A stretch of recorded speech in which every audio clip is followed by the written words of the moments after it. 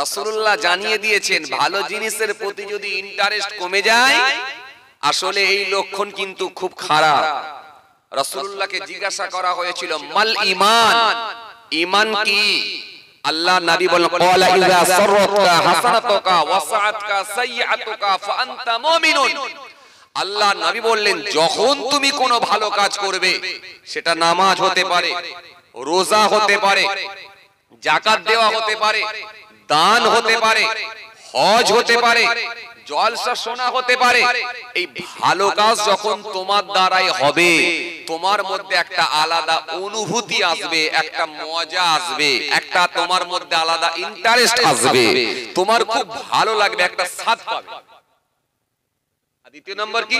তোমার দ্বারাই যদি কোনো অসৎ কাজ হয়ে যায়, অন্যায় কাজ হয়ে যায়, ভুলবশত হয়তো বন্ধুর পাল্লায় পড়ে একটা সিগারেটের টান দিয়ে দিয়েছো, ভুলবশত, এটা তুমি ব্যতীত হবে। তোমার দ্বারাই হয়তো বন্ধুর পাল্লায় পড়ে ভুলবশত বেদেমারি বাজারে গিয়ে বিকেল বেলায় একটা লটারির টিকিট কেটে ফেলেছো। এই কেটে ফেলার পরে তুমি রাতের বেলা কিন্তু আর ঘুমাতে পারছো না, এত টেনশনের মধ্যে পড়ে গেছো, আল্লাহ আমার কি হলো, আমি কেন কেটে ফেললাম, আল্লাহ বন্ধুর পাল্লায় পড়ে এটা কেন কাটলাম, আল্লাহ আমি তো কোনোদিন কাটিনি, আল্লাহ আমি কি ভুল কাজ করলাম, আল্লাহ আমি কি অন্যায় করলাম, আল্লাহ আর তো কোনোদিন কাটবনি, এটা তো ঠিকই, কিন্তু আজকে কেন কাটলাম, আমি কি অন্যায় করলাম, আল্লাহ আমি কি ভুল কাজ করলাম, আল্লাহ তুমি ক্ষমা করো, মাফ করো। এই যে ব্যতীত হওয়া, মর্মহত হওয়া, এই যে মনের মধ্যে কষ্ট পাওয়া, পেয়ে আল্লাহর দিকে ফিরে আসা, এই দুটো লক্ষণ মিলাতে পারলে ফান্তা মুমিনুন, অতঃপর সে হবে একজন মুমিন। বাস্তবে আপনি মেলান, চায়ের দোকানে বসে আছেন, জলসা ভালো লাগে না আপনাকে, ও ভালো করে বুঝবেন, হাদিসটা এবারে বুঝেন, বাস্তবটা মেলান। চায়ের দোকানে বসে আছেন, এই যে এই দেউলি জলসাকে কেন্দ্র করে যে চায়ের দোকান হয়েছে, পানের দোকান হয়েছে, কাপড়ের দোকান হয়েছে, জিলাপির দোকান হয়েছে, ওখানে আপনি বসে আছেন, অথচ জলসা আপনাকে ভালো লাগে না, তারপরে লক্ষণ কি ভালো না খারাপ? আপনি বলেন, আমি তো হাদিস দিলাম, আমি তো নবী থেকে ধার করে হাদিস দিয়েছি, এবারে আপনি বলেন বাস্তবটা, এই লক্ষণ ভালো না খারাপ? বলেন, এই লক্ষণটা কিন্তু খুব খারাপ লক্ষণ। যত বড় আপনার দাড়ি থাক, যত বড় দাড়ি থাক, যত বড় জুব্বা থাক, কোন কাজে নাও আসতে পারে, এটা মনে রাখতে হবে। আপনি একটা পাশের গ্রামে খেলা দিয়েছেন, সেখানে তো আপনাকে ডাকতে হয় না, বিরিয়ানিও দিতে হয় না, আপনি গিয়ে ভিড় জমাচ্ছেন, কিন্তু জলসার মজলিস একটা হয়েছে, কিন্তু একবার মন চাইলো না গিয়ে একটু বসি, এটা খুব খারাপ লক্ষণ, খুব খারাপ লক্ষণ। এই জন্য ভাইরা আমার, বন্ধুরা আমার, সাথী মহব্বতের ভাইরা, ভুল বুঝবেন না, রাগ করবেন না। এই জন্য এরকম মাহফিল গুলো যখন হবে, অন্তত সেখানে গিয়ে কিছু সময় বসার চেষ্টা করবেন। বাড়িতে নেই সেটা আলাদা কথা, ভিন্ন কথা, কোথাও কাজে কামে গেছেন সেটা আলাদা কথা, ভিন্ন কথা, কিন্তু এই মাহফিল দেওয়া সত্ত্বেও যদি আপনাকে ভালো না লাগে, যদি এই মাহফিলে আসতে মন না চায়, আপনি যত বড় দাঁড়িওয়ালা নামাজি হন, এই লক্ষণটা কিন্তু খারাপ, এই সিম্পটমটা কিন্তু খারাপ, কারণ এই লক্ষণটা কিন্তু মুমিনের লক্ষণ নয়। রাসূলুল্লাহর হাদিস থেকে আপনাকে প্রমাণ দিলাম। আসেন, ভুল বুঝবেন না, রাগ করবেন না। এই জন্য বাপ, একটা কথা বলি শোনেন, ভালো জিনিসগুলোকে একটু কাজে লাগাবার চেষ্টা করবেন। এটা জীবনের শেষ মাহফিল হতে পারে, দু চারবার হলেও তো দরুদ শরীফ পড়ার সুযোগ আমরা পাবো এখানে, কথা ঠিক কিনা ভুল বলে, দু চারবার হলেও তো কলেমা শরীফ পড়ার সুযোগ পাবো, জি, সুতরাং কেন আমরা অবহেলা করব, জি এর আমার। এই জন্য এই মাহফিল যখন পাবেন, এই মাহফিলে গিয়ে অবশ্যই বসবেন, এটা অবশ্যই বসবেন, নাম্বার 1। নাম্বার 2, দ্বিতীয় নম্বর, বক্তা ওয়াইজিনকে যখন দাওয়াত করবেন, অন্তত দেখে জেনে বুঝে নির্বাচন করে তারপরে দাওয়াত করবেন। নির্বাচন করবেন কিন্তু খুব হিসাব করে, খুব হিসাব করে। দরকার হলে মসজিদের ইমামকে গিয়ে ওয়াজটা শোনাবেন, কেন এখন তো ইউটিউব শুনে দাওয়াত করেন আপনারা, সোশ্যাল মিডিয়া শুনে আপনারা দাওয়াত করেন, তো সুতরাং মসজিদের ইমামকে গিয়ে না হলে বক্তৃতাটা শোনাবেন, একটা নয় অন্তত 4-5টা ওয়াজ শুনবেন, শুনে দরকার হলে মসজিদের ইমামকে গিয়ে ওয়াজটা শোনাবেন, হুজুর দেখুন তো এই হুজুরটাকে বা এই মাওলানাটাকে বা এই বক্তাটাকে দাওয়াত করা যাবে কিনা। মসজিদের ইমামকে যদি শোনানো সম্ভব না হয়, অন্তত মসজিদের যারা মুসল্লি আছেন, যারা 5 ওয়াক্ত নামাজ পড়েন, যাদের মুখে দাড়ি আছে, অন্তত এই মানুষগুলোকে দেখে জিজ্ঞাসা করবেন, খুব ঠান্ডা বেরেনে বুঝবেন, একদম যেন ছেঁড়া প্যান্ট, কানে দুল, লাল চুল, এদের পছন্দ মতো যেন হুজুর করতে যাবেন না, গুমরা হয়ে যাবেন, গুমরা হয়ে যাবেন। বক্তা ওয়াইজিন যা বেরিয়েছে না, তাদের তো ঈমান যাচ্ছেই, আরে আপনাদেরও ঈমান দেবে, শেষ শেষ করে দেবে। খুব হিসাব করে আমি কথা বলছি ভাইরা আমার, খালি আমার মুখে এসে যাচ্ছে নামগুলো ফটাফট করে বলি, কিন্তু আটকে যাচ্ছে, কারণ রাসূল বলেছে গীবত করো না। গীবত নয়, যদিও সমাজের মানুষকে জানানো দরকার আছে, যেহেতু সে সমাজের মুখে ওয়াজ করছে, কিন্তু পরের কথা তুমি পেছনে বলো না, এজন্য নামগুলো আমি বলতে পারছি না। জি, একটা কারণ। দ্বিতীয় নম্বর কারণ হচ্ছে এতগুলো মিডিয়া, একটা দুটো তিনটে না, 1 2 3 4 5 6 7 8 9 10 11 12 13 14 15 16 17 18 19 20 21 22 23 24 25 26 27 28 29 30 31 32 33 34, কম বেশি 34টা মিডিয়া। এখন আমি নাম বললেই তার ছবি আর আমার ছবি মেরে ট্যাগ করে ছেড়ে দেবে, পুরো রেডি মিডিয়া। খালি এইগুলি তো চাইছে হুজুর একটু চান্স দিক না আমাকে, তারপর দেখছি কি করতে হয়। কথা বুঝছেন না? এই হুজুরে হুজুরে পীরজাদাই লাগানোর জন্য পুরো রেডি। এই আপনারা নয়, কিছু মিডিয়া আছে, সবাই নয়, কিছু আছে বাবা। কথা বুঝছেন? ওরা শুধুমাত্র নিজেদের ভিউজ, নিজেদের আপনার কি বলে সাবস্ক্রাইব বাড়ানোর জন্য ও যা করতে হয় তাই করব। খুব সমস্যা এটা, কিন্তু লক্ষণ ভালো নয়। ঝগড়া লাগাবেন না, ঝগড়া থামাতে হয়। রাসূলুল্লাহ হাদিসের মধ্যে বলেছেন ঝগড়া থামাও, ঝগড়া লাগাও না। কিন্তু আমরা সুযোগটাকে কাজে লাগাবার চেষ্টা করি। তো যাই হোক, আমি যেটা বোঝাতে চাইছিলাম, এইজন্য আমি নাম বলছি না, আপনাদেরকে বলে দিচ্ছি এতটুকু, বক্তা ওয়াইজিনকে যখন দাওয়াত করবেন খুব হিসাব করে করবেন, যাকে খুশি করবেন না। এমন এমন কথা বলে দিচ্ছে ঈমান নষ্ট হয়ে যাবে। এক বক্তা বললেন যে আগে আল্লাহর উপরে ঈমান আনলে সে কাফের হয়ে যাবে। নাউযুবিল্লাহ মিন যালিক। এই ওয়াজ আপনারা শুনেছেন, এই ওয়াজ আপনারা শুনেছেন, এই বক্তৃতা আপনারা শুনেছেন। এক বক্তা বললেন যে আগে আল্লাহর উপরে ঈমান আনলে সে কাফের হয়ে যাবে। নাউযুবিল্লাহ মিন যালিক। কোথায় যাচ্ছে বুঝতে পারছেন? কোথায় যাচ্ছে বুঝতে পারছেন? তো কার উপরে আগে ঈমান আনতে হবে? আগে নবীর উপরে ঈমান আনতে হবে। কারণ নবী তোমাকে আল্লাহ চিনিয়েছে। কথা একদম ঠিক। আরে কথা বলছেন না কেন? এটা হ্যাঁ না কিছু বলেন। কথা একদম ঠিক। নবী চিনিয়েছে কাকে? আল্লাহকে। না হলে আমরা আল্লাহকে চিনতাম না। এটা তার যুক্তি বা কথাটা ঠিক একদম। কিন্তু যুক্তি খাটবে না উক্তি খাটবে? যখন কোন দলিল আপনি পাবেন, যখন কোন আপনি রেফারেন্স দিতে পারবেন, তখন কি আপনার যুক্তিটা খাটবে? কথা বলেন, একটু কথা বলেন। খাটবে? খাটবে না। খুব ভালো করে বুঝবেন। তাহলে কার উপরে আগে ঈমান আনতে হবে? আগে নবীর উপরে, তারপরে আল্লাহর উপরে। এটা আপনাকে বুঝিয়ে দিল। কারণ আপনি তো আল্লাহকে দেখেননি, দেখেছেন নবী। নবী এসে আল্লাহকে চিনিয়েছে। আর ঈমান মানে কি? বিশ্বাস। তাহলে নবীর উপরে আগে বিশ্বাস হয়েছে বলি তো আপনি আল্লাহকে চিনতে পেরেছেন। কথা ঠিক না? ঠিক না ভুল বলে? আপনার মাথায় ঢুকে গেল? আপনার মাথায় ঢুকে গেল। আপনি বললেন কথা তো ঠিকই, তো নবীর উপরে তো আগেই মানতে হবে। আসেন, আপনাকে আমি একটা কথা বলি, খুব ঠান্ডা বেরেনে বুঝবেন, খুব ঠান্ডা বেরেনে বুঝবেন। আপনাদের এখানে যদি কোনো রাজনীতির নেতা ভোট প্রচারে আসে, কোন রাজনীতির নেতা যদি ভোট প্রচারে আসে, সে এসে কি বলবে? আমাকে দেখে ভোট দাও, না মুখ্যমন্ত্রীকে দেখে ভোট দাও, সিএম কে দেখে ভোট দাও? কি বলবে? যদি সে টিএমসির লোক হয়,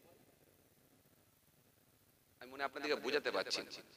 আপনাদের এখানে যদি কোন রাজনীতির নেতা, সে পঞ্চায়েত প্রধান হোক, পঞ্চায়েতের মেম্বার হোক, কোন লোকাল এমএলএ হোক, এমপি হোক, যেই হোক, যদি কোন রাজনীতির নেতা ভোট প্রচারে আসে, এসে কি বলবে? আমাকে দেখে ভোট দাও বলবে, না মুখ্যমন্ত্রীকে দেখে ভোট দাও, সিএম কে দেখে ভোট দাও? কোনটা বলবে? একটু ভালো করে বলেন, যেটা আপনাদের মন চাই সেটাই বলেন। আমাকে দেখে ভোট দাও এটা বলবে, নাকি না মুখ্যমন্ত্রীকে দেখে ভোট দাও এটা বলবে? কোনটা বলবে? ধরে নিন সেটা টিএমসির লোক, যিনি ভোট প্রচারে এসেছেন টিএমসির লোক। সে মেম্বার হতে পারে, প্রধান হতে পারে, এমএলএ হতে পারে, এমপি হতে পারে, যেই হোক, এই ভোট প্রচারে যদি আসেন, তিনি এসে আপনার সামনে, আপনাদের সামনে যখন ভোট প্রচার করবে, তিনি কি বলবে যে আমাকে দেখে ভোট দেন, না সিএম কে দেখে ভোট দেন, মুখ্যমন্ত্রীকে দেখে ভোট দেন, কারণ তিনি অনেক কিছু প্রকল্প করেছেন, এই করেছেন, তো সুতরাং তাকে দেখে ভোট দেন। এই তাকে দেখে ভোট দেন এটা বলবে, না আমাকে দেখে ভোট দেন এটা বলবে? কোনটা বলবে? ভালো করে বলেন, আমি কিছু একটা বোঝাতে চাইছি তো আপনাদেরকে। কি বলবে?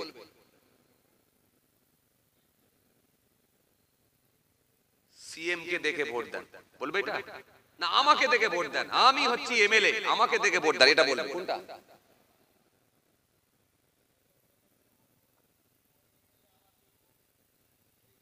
বলেছে কোনদিন আপনাদের এখানে? নাকি না এটা বলেছে যে দিদিকে দেখে ভোট দেন, দিদি এত রকমের প্রকল্প করেছে, রাস্তাঘাট উন্নয়ন করেছে, লাইট করেছে, এই করেছে, সেই করেছে, অন্তত আপনারা দিদিকে দেখে ভোট দেন? কোনটা বলেছে? খুব ভালো করে বুঝে বলেন। সেকে বলেছে যে আমাকে দেখে ভোট দেন, না দিদিকে দেখে ভোট দেন? কোনটা বলেছে? তাহলে এই আপনি বললেন আমাকে এমএলএ কে ভোট দেন বলেছে।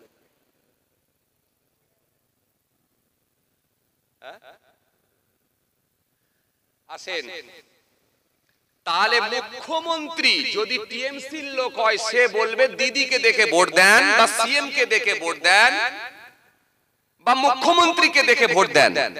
এটা কেন? তিনি এত রকমের প্রকল্প করেছে ইত্যাদি ইত্যাদি, যেহেতু সে টিএমসির লোক ওটাই বলবে।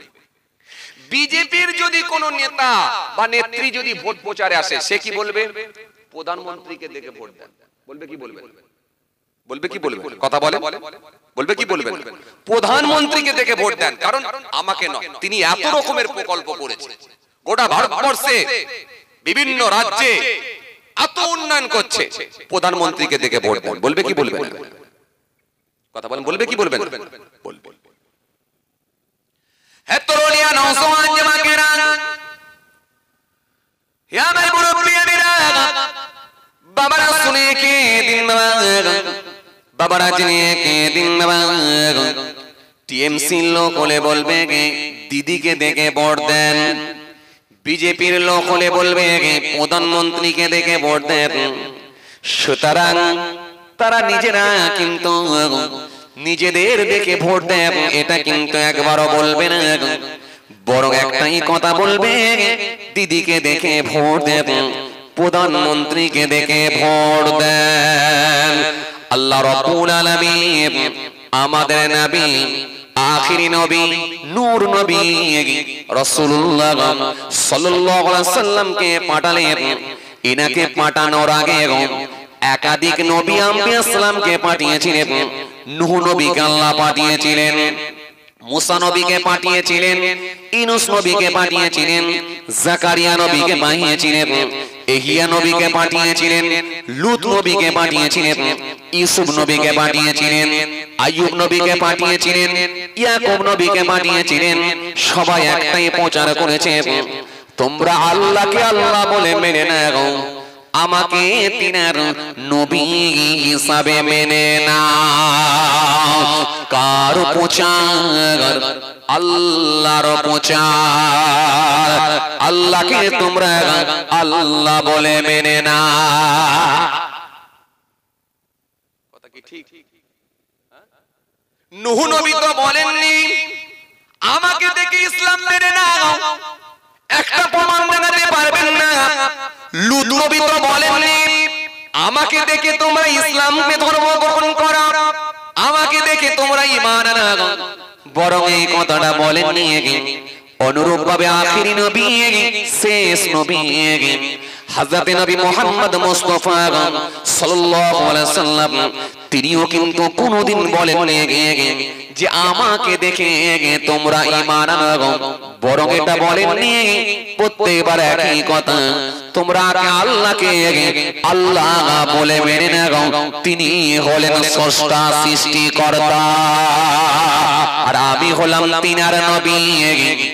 आखिरी नबी हजरत नबी मोहम्मद मुस्तफा सल्लल्लाहु अलैहि वसल्लम आमी हलाम तिनार नबी तिनार রাসূল तिनार दूत জোরে বলতে পারেন না আরো জোরে হয় না তাহলে একটা জায়গাও কিন্তু আমার নবী বললেন না আমাকে দেখে ঈমান আনো এটা বললেন না বরং তিনি আল্লাহর কথা বললেন আল্লাহকে তোমরা আল্লাহ বলে মেনে নাও লা ইলাহা ইল্লাল্লাহ মুহাম্মাদুর রাসূলুল্লাহ সাল্লাল্লাহু আলাইহি ওয়াসাল্লাম নবী কোন জায়গায় বলেননি লা ইলাহা বাদ দেননি বরং প্রত্যেকটা জায়গায় একই কথা বলেছে লা ইলাহা ইল্লাল্লাহ নেই কোনো মাবুদ আল্লাহ ছাড়া জোরে হয় না আরো জোরে বলে পরে কি মুহাম্মাদুর রাসূলুল্লাহ মুহাম্মদ সাল্লাল্লাহু আলাইহি ওয়াসাল্লাম হলেন আল্লাহর নবী আল্লাহর রাসূল আল্লাহর প্রিয় দূত বুঝা গেল তাহলে নবীও কিন্তু একই কথা বলেছেন কি তোমরা আল্লাহকে আল্লাহ বলে মেনে নাও আর আমি হলাম তিনার রাসূল আমি হলাম তিনার পাঠানো দূত সুতরাং আমাকে তোমরা নবী বলে মেনে নাও সাফা পাহাড়ের উপরে উঠে আল্লাহ নবী সেই বার্তাই দিয়েছিলেন আল্লাহ নবী সেই প্রচার প্রসারটাই করেছিলেন আল্লাহর কথা কারণ তিনি আল্লাহর পাঠানো প্রতিনিধি প্রতিনিধি কোনোদিন নিজেকে দেখে ভোট দাও এটা বলবে না প্রতিনিধি কোনোদিন বলবে না আমাকে দেখে ঈমান আনো এটা বলবে না কারণ তিনি এসেছেন আল্লাহর পাঠানো সুতরাং আল্লাহর পাঠানো আল্লাহর মনোনীত নবী তিনি একটাই কথা বলবেন তোমরা আল্লাহকে আল্লাহ বলে মানো তিনিই হলেন স্রষ্টা তিনিই হলেন সৃষ্টিকর্তা তিনিই হলেন প্রভু সেই স্রষ্টাকে তোমরা আল্লাহ বলে মেনে নাও আল্লাহকে আল্লাহ বলে মেনে নাও আর আমি হলাম তিনার রাসূল আমাকে তোমরা নবী বলে মেনে নাও জোরে বলবেন না কথা ক্লিয়ার কথা ক্লিয়ার কারণ কোন জায়গায় আপনি দেখাতে পারবেন না এইবারে আসেন যুক্তি কখনো কাটবে না যদি আপনি দলিল দিতে পারেন উক্তি যখন দিতে পারবেন তখন আপনার যুক্তি খাটবে না এবারে আসেন আল্লাহ কি বলেছে কোরআনের মধ্যে একবার দেখি আল্লাহ কোরআনের মধ্যে স্পষ্ট ঘোষণা দিলেন ইয়া আইয়ুহাল্লাযীনা আমানু হে ঈমানদারগণ আমিনু বিল্লাহ তোমরা আল্লাহর উপর ঈমান আনো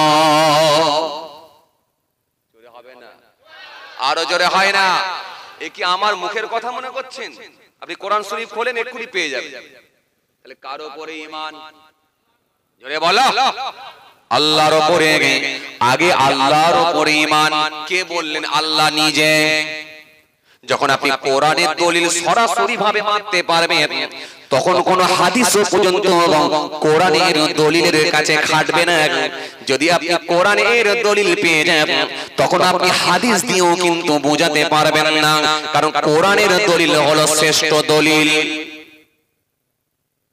ধরে নেন সাপোজ যদি আপনি হাদিস দিয়েও বোঝাতে যান হাদিস দিয়েও বোঝাতে পারবেন না এই কথাটা যে আগে নবীর উপর ঈমান হবে তারপরে আল্লাহর উপর ঈমান আল্লাহর উপরে আগে ঈমান আনলে সে বেঈমান হয়ে যাবে এটা কিন্তু আপনি কখনো বোঝাতে পারবেন না সাধারণ মানুষের মগজে যদি ঢুকে যায় তাহলে নবী আগে তারপরে আল্লাহ তাহলে ঈমানটা কোথায় যাবে একবার বলেন অথচ মৌলবী জুব্বা টুব্বা পরে ওয়াজ করছে আর শ্রোতাও বসে বসে শুনছে বড় বক্তা পেয়েছি আপনাকে কি বললাম দেখেন আবার বলছি আমার সঙ্গে কারো রাগারাগি নেই কারো শত্রুতা নেই কারোর সঙ্গে ঝগড়া নেই কোন বক্তার সঙ্গে ঝগড়া নেই আলহামদুলিল্লাহ কিন্তু আমি বাঁচাতে চাইছি জাতির ঈমান জাতির ঈমান আপনার মাথায় যদি এইটা ঢুকে যায় যে আগে নবী তারপরে আল্লাহ নাউযুবিল্লাহ মিন যালিক আপনার ঈমান চলে যাবে আল্লাহ হলো স্রষ্টা সৃষ্টিকর্তা পরে হলো রাসূলুল্লাহ তবে এইটা মনে রাখবেন সমস্ত নবী আম্বিয়া সালামদের উপরে আমার নবীর সম্মান কিন্তু আল্লাহ বেশি বাড়িয়ে দিয়েছে জোরে হবে না আল্লাহর পরে দ্বিতীয় আসন দ্বিতীয় স্থান দ্বিতীয় জায়গা যদি কারোর জন্য করে দিয়ে থাকেন সেটাই হলেন আখির নবী নবী মুস্তাফা সাল্লাল্লাহু আলাইহি ওয়াসাল্লাম রাসূলুল্লাহর সম্মান আল্লাহর পরেই আমার নবীর জন্য আল্লাহ করে দিয়েছে এইজন্য আরশের গায়ে আমার রাসূলুল্লাহর নাম দিয়েছেন। সমস্ত নবীর ঊর্ধ্বে আমার রাসূলুল্লাহর সম্মানকে আল্লাহ বৃদ্ধি করে দিয়েছেন। জোরে বলবেন না, আরো জোরে হয় না? আরশের গায়ে আমার নবীর নাম লিখেছেন। আমার নবী দেখে বলে, আল্লাহ আরশের মতো মুতাবাররক জায়গাতে এখানেও তুমি আমার নাম দিয়ে দিয়েছো। আমার আল্লাহ সেই সময় বলে, হাবিব শুধু আরশের মতো জায়গায় নয়, মেরা আরশ में तेरा नाम, खतीब के खुतबे में तेरा नाम, मुहद्दिस का हादिस में तेरा नाम, मुफस्सिर के तफसीर में तेरा नाम, कुरान के हर पारे में तेरा नाम, मुकर्रर के तकरीर में तेरा नाम, मस्जिद के मीनार में तेरा नाम, यहाँ तक के मोहब्बत जहाँ होगा मेरा नाम वहाँ होगा तेरा नाम। ए আমার হাবিব, আয় আমার বন্ধু, আয় আমার দোস্ত, শোনো, পৃথিবীর জমিনে যখন আমার বান্দারা আজান দেবে, আমি আল্লাহর নাম পেলেই পাশাপাশি তোমার নামও পাবে। জোরে বলবেন না, আরো জোরে বলবে না? যে আজানে আপনার নাম নাই সেই আজান আমার কাছে আসবে নাই। পৃথিবীর জমিনে আমার বান্দারা যখন কলেমা শরীফ পাবে, আমি আল্লাহর নাম পেলেই আপনারও নাম পেয়ে যাবে। জোরে বলবেন না? যে কলেমায় আপনার নাম নাই সেই কলেমা আমার কাছে আসবে নাই। সুতরাং লা ইলাহা ইল্লাল্লাহ বললে মুহাম্মাদুর রাসূলুল্লাহ সাল্লাল্লাহু আলাইহি ওয়াসাল্লাম এটা বলতে হবে, কারণ যে কলেমায় নবীর নাম নাই সে কলেমা আল্লাহর কাছে পৌঁছাবে নাই। তা বলে লা ইলাহা ইল্লাল্লাহর উপরে আপনি একে তুলে দিলেও কিন্তু হবে নাই। সুতরাং আল্লাহর পরে দ্বিতীয় স্থান, দ্বিতীয় আসন আমার রাসূলুল্লাহর জন্য করে দিয়েছেন। কিন্তু মনে রাখবেন, আপনি নবীর সম্মান বাড়াতে গিয়ে আল্লাহর উপরে তুলে দেবেন, এটাও কিন্তু ঈমানের জন্য খাতরা হয়ে যাবে। আর নবীর সম্মান নামাতে নামাতে নামাতে নামাতে সাধারণ মানুষের সঙ্গে মিলিয়ে দেবেন, এটাও আপনার জন্য ঈমানের খাতরা হয়ে যাবে। কিছু বুঝতে পারছেন কথা? কিন্তু এ মৌলবী এখন বুঝাতে চাইছে যে আগে আল্লাহর উপরে ঈমান নয়, আগে নবীর উপরে ঈমান। কোথায় যাচ্ছে? এই জন্য আল্লাহ রাব্বুল আলামিন কোরআনে কারীমের মধ্যে বললেন, ইয়া আইয়ুহাল্লাযীনা আমানু, হে ঈমানদারগণ, আমিনু বিল্লাহ, তোমরা আল্লাহর উপরে ঈমান আনো। বলতে পারেননি? আরো জোরে হয় না? কার উপরে ঈমান? আল্লাহর উপরে ঈমান। আমিনু বিল্লাহি ওয়া রাসূলিহি, এবং রাসূলুল্লাহর উপরে ঈমান আনা। তাহলে আগে কার উপরে? জোরে বলো। আল্লাহর উপরে। দ্বিতীয় নাম্বার এখানে আল্লাহ কার কথা দিলেন? তার হাবিবুল্লাহর কথাই দিয়ে দিলেন। খুব ঠান্ডা বেরেনে বুঝবেন। আর এটাই হলো আপনার ইসলামের যে বুনিয়াদ, তার মধ্যে ইসলামের যে 5টা স্তম্ভ আছে তার মধ্যে নাম্বার 1 সেটা হলো ঈমান। এই জায়গায় যদি আপনার গোলমাল হয়ে যায়, যদি ভুল বশত কোনো কারণ বশত যদি ধারণা খারাপ হয়ে যায়, তাহলে ঈমান চলে যাবে। আর আল্লাহর কসম, আমলের যদি পাহাড় থাকে, আমলের যদি পাহাড় থাকে, যদি ঈমানের জায়গায় যদি আপনি অ্যাক্টিভ না হন, এই বিশ্বাসের জায়গায় যদি গোলমাল হয়ে থাকে, যদি ঈমান চলে যায়, আপনি নাজাত পাবেন না, নাজাত পাবেন না, নাজাত পাবেন না। কেন? শর্ত হলো ঈমান। কথা কিছু বুঝতে পারছেন? আমি আপনার ঈমানের জন্য বলছি, জাতি ঈমান নষ্ট করে দেবেন না। শুরুতে আমি বলেছিলাম কি, এমন কোন মৌলবীকে নিয়ে আসবেন না যারা সমাজের বুকে বিভ্রান্ত মানুষের মধ্যে এমন আলোচনা করছে, মানুষ বিভ্রান্তির মধ্যে পড়ে যাচ্ছে। এইরকম বিভ্রান্তকর কথাবার্তাগুলো তুলে ধরে মানুষের মধ্যে বিভ্রান্তি তৈরি করে ঈমান আকীদার ক্ষতি করে দেওয়ার চেষ্টা চালাচ্ছে। সুতরাং এমন কথা না বলা আর এমন বক্তাকে না নিয়ে আসা। বললাম বুঝে গেল? তাহলে ইয়া আইয়ুহাল্লাযীনা আমানু আমিনু বিল্লাহি ওয়া রাসূলিহি, তাহলে হে ঈমানদারেরা তোমরা আল্লাহর উপর ঈমান আনো, এরপরে কি? রাসূলুল্লাহর উপর ঈমান আনো। তাহলে এক নম্বরে কার নাম? আপনি কি পড়েননি আমানতু বিল্লাহ? না দেখে আল্লাহর উপরে বিশ্বাস, এটাও তো আপনি পড়েছেন।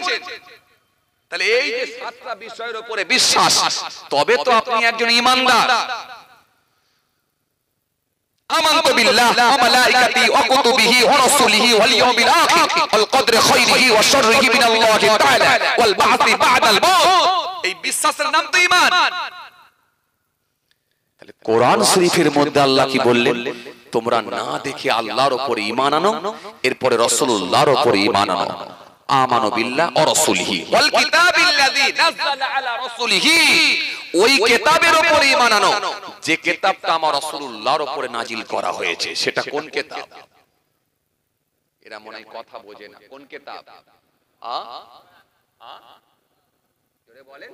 কোরআন শরীফ। এই কোরআন শরীফটাও আল্লাহর পাঠানো কালাম, কালামুল্লাহ কোরআন শরীফ। এটাও বিশ্বাস করতে হবে, এটাও ঈমান। খুব ঠান্ডা বেরেনে বুঝবেন, খুব ঠান্ডা বেরেনে বুঝবেন। যদি এই কোরআন শরীফের উপরে বিশ্বাস না থাকে তাহলে কিন্তু আপনার ঈমান চলে যাবে। এক বক্তা, আমি কালকে ক্যাসেট শুনছিলাম, এক বক্তা বলছে আমি কিচ্ছু চিনিনি, কিচ্ছু চিনিনি, নবী হলেন আমার ঈমান, বাকি আমার কিছু লাগবে না। নাউযুবিল্লাহ মিন যালিক। এতেও কিন্তু ঈমান চলে যাবে, চলে যাবে। নবী আপনার জন্য ঈমান, এটা একদম ঠিক। কিন্তু আল্লাহ যেগুলোর, যে জিনিসগুলোর উপরে, যে বিষয়গুলোর উপরে বিশ্বাস রাখার কথা, আল্লাহ বিশ্বাস স্থাপন করার কথা বলা হয়েছে, বিশ্বাস করার কথা আল্লাহ নির্দেশ করেছেন, সেগুলোর প্রতি আপনাকে বিশ্বাস করতে হবে, এটা আল্লাহর নির্দেশ। রাসূলুল্লাহ আপনার উপর ঈমান, কিন্তু কোরআন শরীফের উপর আপনাকে বিশ্বাস রাখতে হবে, এটা আল্লাহরই পাঠানো কালাম, কালামুল্লাহ কোরআন শরীফ। এর উপরে বিশ্বাস না থাকলে আপনার ঈমান চলে যাবে। ইয়া আইয়ুহাল্লাযীনা আমানু আমিনু বিল্লাহি ওয়া রাসূলিহি ওয়াল কিতাবিল্লাযী নাযালা আলা রাসূলিহি ওয়াল কিতাবিল্লাযী আনজালা মিন ক্বাব। ওই কিতাবগুলোর উপর ঈমান আনো যে কিতাবগুলো পূর্বের মানুষগুলোর কাছে পাঠানো হয়েছিল। সেগুলো কোন কিতাব?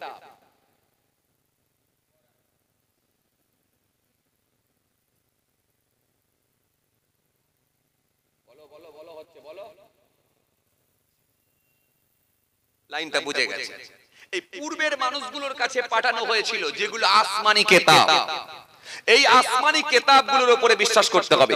যদি কেউ বলে আমি কোরআন শরীফ মানি কিন্তু আমি তাওরাত কিতাব মানিনি, যা পারো করবে যাও, আমি মানিনি, নাউযুবিল্লাহ মিন যালিক, ঈমান জানি।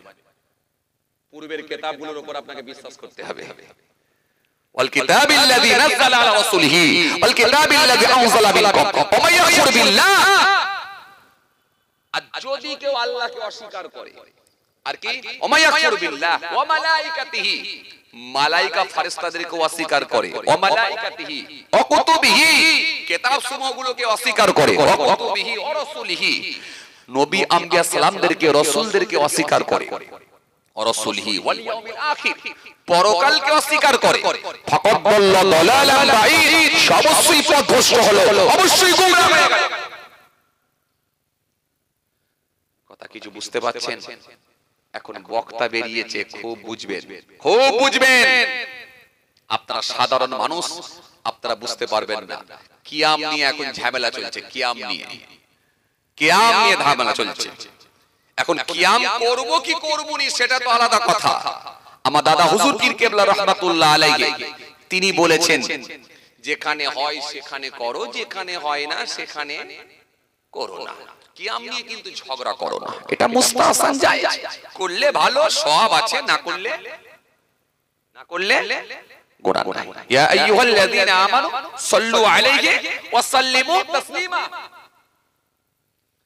হে ঈমানদারেরা, তোমরা দরুদ পড়ো এবং সালাম পাঠ করো, তাসলিমা, আদবের সঙ্গে। এই আদবের সঙ্গে যদি করতে হয়, আমরা একটু দাঁড়িয়ে করি তাজিমের দিকে লক্ষ্য করে।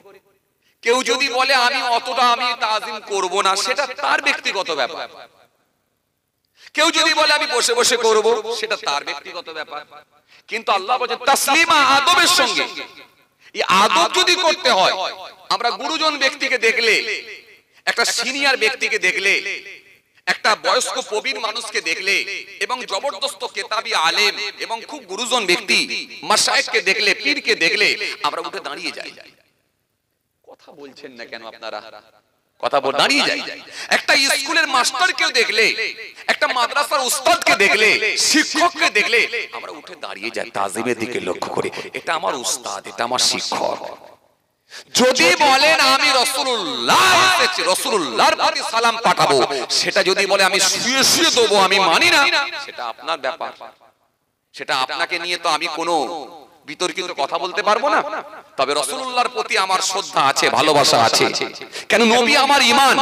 এই জন্য আমি রাসূলুল্লাহকে দেখে উঠে দাঁড়িয়ে পড়ি, কারণ এটা হলো আমার ঈমান। এটা হলো আমার, জোরে বলো, ঈমান।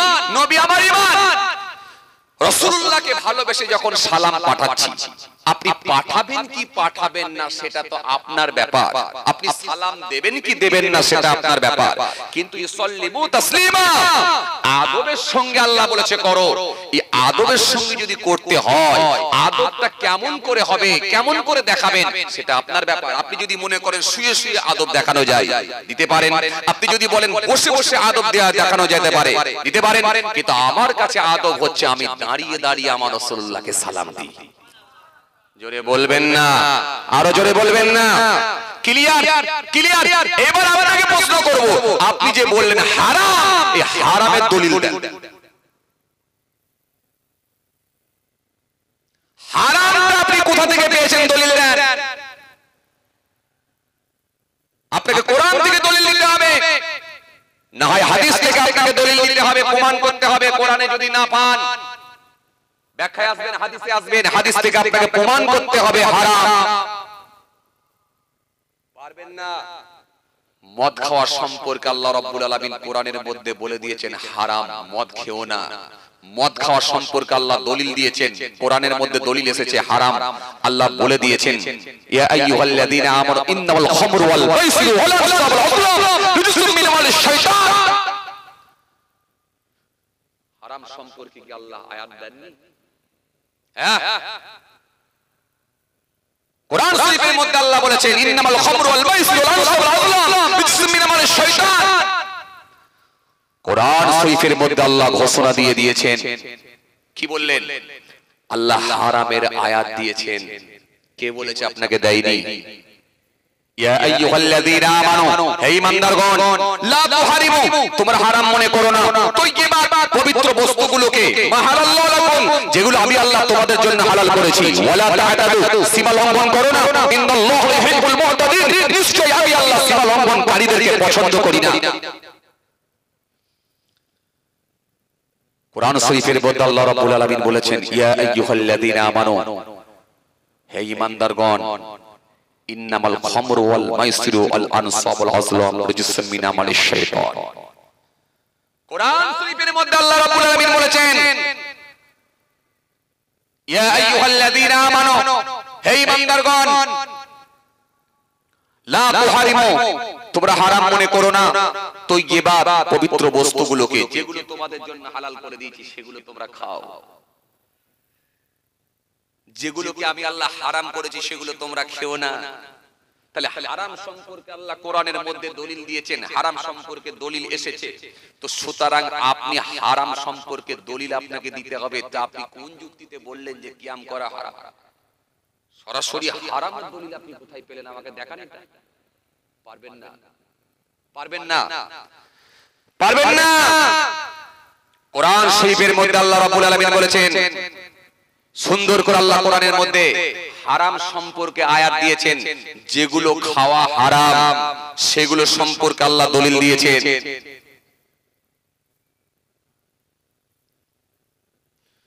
তো আপনি কোথা থেকে পেলেন? সুতরাং আপনি হারাম বলবেন, এটা আপনাকেও ভাবনা চিন্তা করে বলা দরকার ছিল।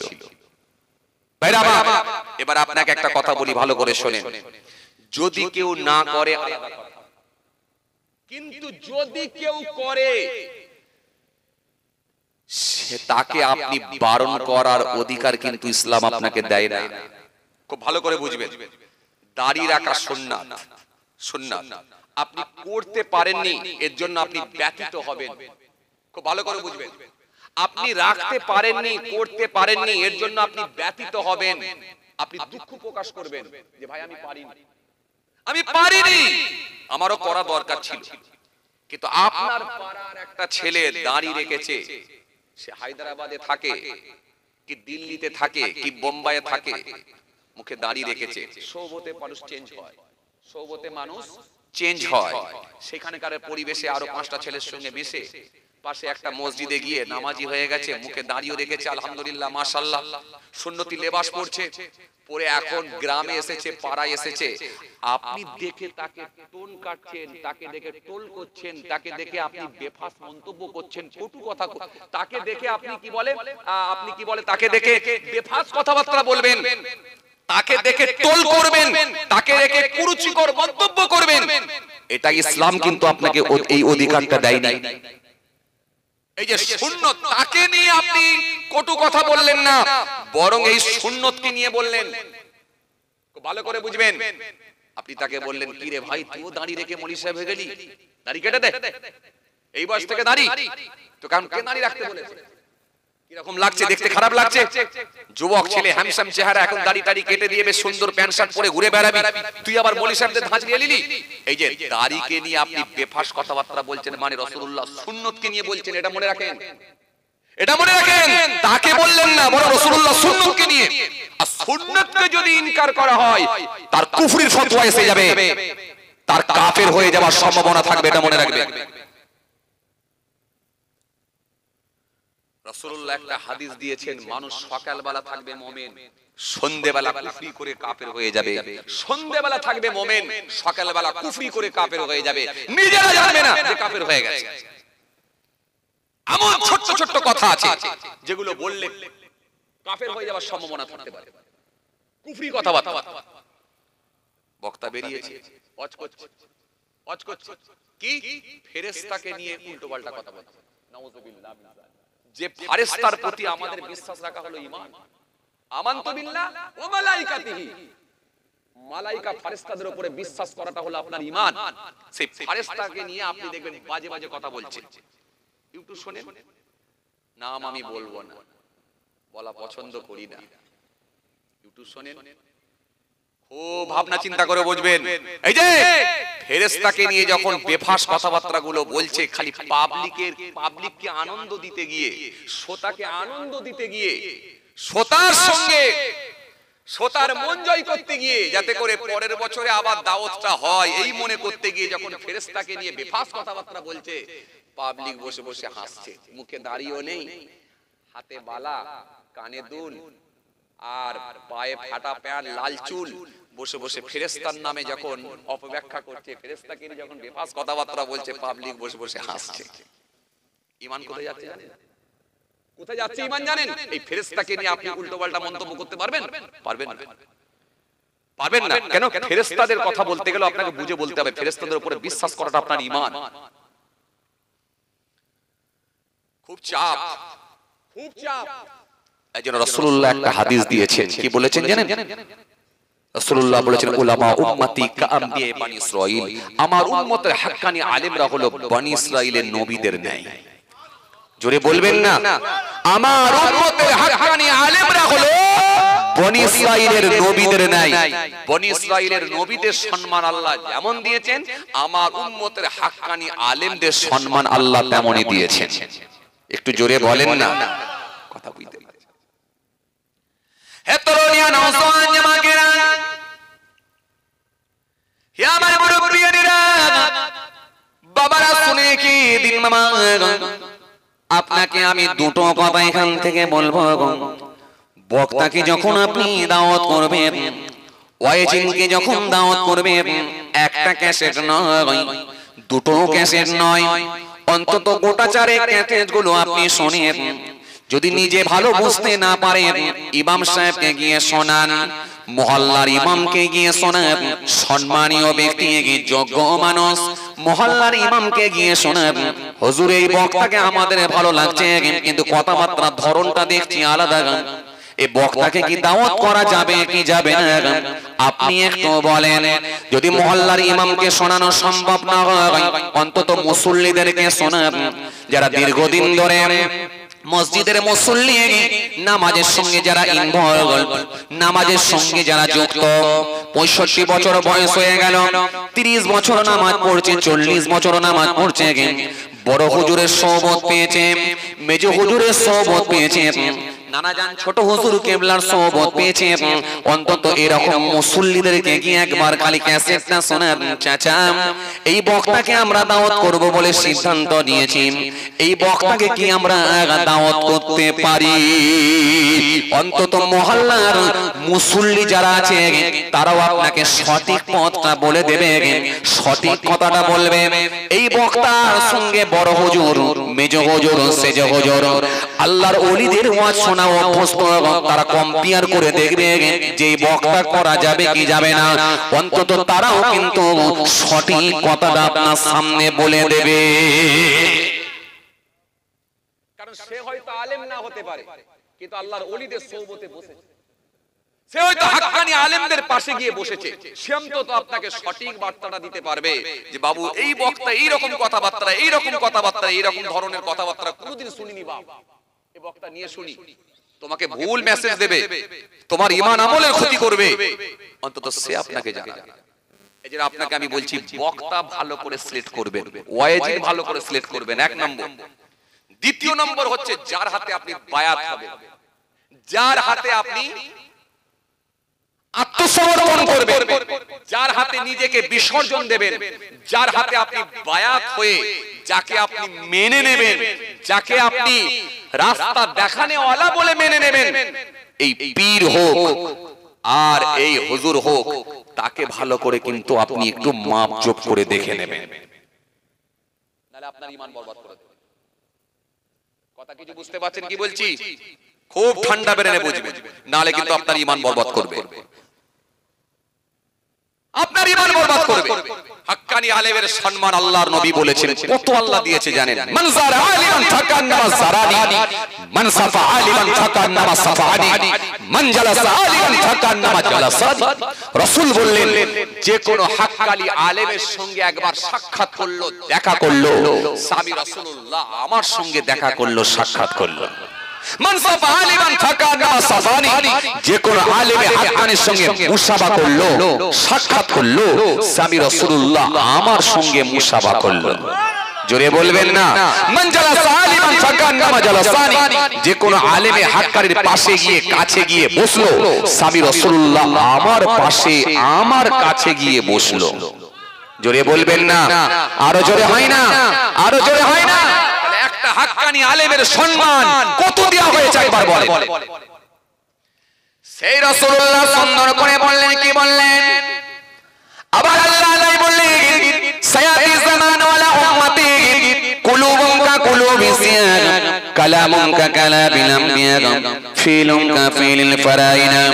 আল্লাহ নবী সুন্দর করে বললেন, অতি সত্তর মানুষের সম্মুখে এমন একটা জামানা আসবে, আমি রাসূলুল্লাহ বলি এমন কিছু আলেম বার হবে যাদের সঙ্গে মনে রেখে দিও, আমি রাসূলুল্লাহ বলি তাদের কথাগুলো হবে মিষ্টি মিষ্টি, কাজগুলো হবে ফেরাউন নমরুদ সাদ্দাতের মতো, আর অন্তরগুলো হবে নেকড়ে বাঘের মতো।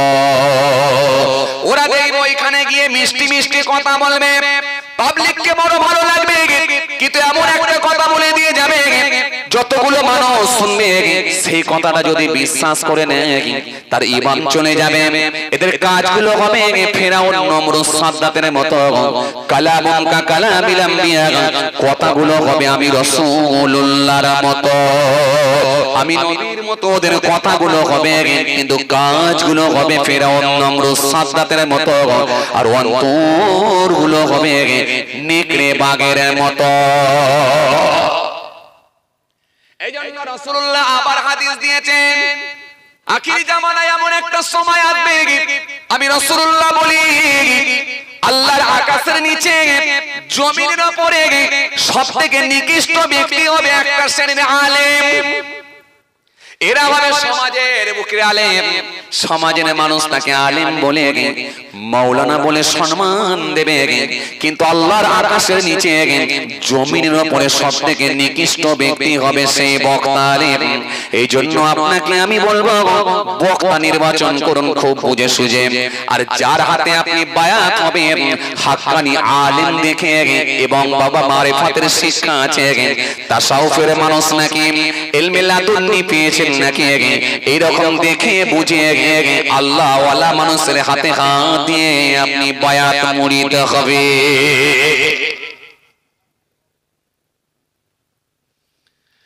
কিতাবের মধ্যে পাওয়া যায় হযরত বড় পীর আব্দুল কাদের জিলানী রাহমাতুল্লাহ আলাইহি হুজুরের নামটা কি আপনারা শুনেছেন? কথা কয় না, শুনেছেন না? বড় পীর বড় পীর বড় পীর নাম কি আপনারা শুনেছেন? কেউ শুনেননি? হায় হায় হায়, শুনেছেন? বড় পীরকে যদি আমরা পীর বলি, কিছু মৌলবীর আবার দেখবেন গায়েতে অ্যালার্জি ফুটে যায়, আছে না নাই? এরা আবার বলে পীর মানা যাবে না, এক সমস্যা, খুব সমস্যা। আরে আমরা যাকে তাকে পীর বলি না। যে মানুষটা মাজারে থাকে, দরগায় থাকে, যিনি নামাজ পড়ে না, যিনি রোজা রাখে না, মুখে দাড়ি রাখে না, বড় বড় পেছনে চুল লেগেছে, বছরে একবার করে গোসল করে নাকি তাও সন্দেহ আছে। যার দাড়ি থেকে মোজগুলো বড়, টর্চ লাইট মারলেও দাঁত দেখা যায় না, বলো এই মানুষগুলোকে আমরা কখনো পীর বলি না। খাজা বাবার দরবারে কিছু ভণ্ড আছে, দেখবেন ভণ্ডগুলোকে আমরা পীর বলি না, কিন্তু আমরা পীর বলি আল্লাহর ওলি খাজা গরিবে নওয়াজকে। সুতরাং আল্লাহওয়ালা মানুষগুলোকে আমরা পীর বলি, কিন্তু কিছু মানুষ আছে দেখবে তাদের চুলকুনি শুরু হয়ে যায় পীরের নাম শুনলে। মাঝে মাঝে আপনাদেরকে চ্যালেঞ্জ ছুড়ে দেয়, পীর পীর পীর পীর করো। পীর কোথায় আছে একবার বলো? কোরআনের মধ্যে যদি পীর দেখাতে পারো, তোমাকে আমি 40,000 টাকা 50,000 টাকা পুরস্কার দেব, এরকম একটা চ্যালেঞ্জ ছুড়ে দেয়। আপনি সেই সময় চ্যালেঞ্জের মোকাবেলায় আসতে পারেননি, চিন্তিত হয়ে পড়েন। আসলে এত বড় যখন চ্যালেঞ্জ দিচ্ছে, নিশ্চিতভাবে তাহলে মনে হয় কোরআনের ভেতরে নাই, আপনি চিন্তিত হয়ে পড়েন। এই জন্য আপনাকে বলবো ভালো করে শোনেন, কোরআনের ভেতরে যেমন পীর নাই, আপনি ঘাবড়ে যাবার কারণ নাই। আপনিও তাকে চ্যালেঞ্জ ছুড়ে দেন, কোরআনের ভেতরে পীর নাই, কোরআনের ভেতরে কোথায় নামাজ আছে আমাকে দেখাও।